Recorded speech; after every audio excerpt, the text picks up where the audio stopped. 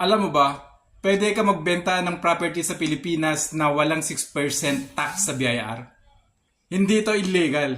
Legit to. Normally, pag magbenta ka ng property, merong 6% capital gains tax. Ito ay based sa selling price o fair market value or zonal value, whichever is higher.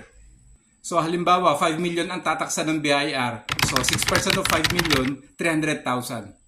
Pero may exemption, pwede kang hindi magbayad ng 6% CGT sa BIR. Ang binenta mo ay principal residence mo. At gagamitin mo yung proceeds para bumili o magpatayo ng bagong tirahan. At kailangan magawa mo ito within 18 months. Yes, pwede maging zero ang capital gains tax mo. Pero ito ang catch. Pwede lang ito ma-avail once in every 10 years. At kapag hindi mo na-meet ang 18 months, babalik ang 6% tax mo, walang usapan. Tandaan, kahit exempted ka sa CGT, magbabayad ka pa rin ng DST o yung documentary stamp tax. Dahil hindi ito kasama sa exemption. Kaya sa real estate, hindi lang presyo ang laban, kundi kaalaman din sa proseso. Dahil isang mali mo lang dito, pwede ka mawalan ng daang-daang libo.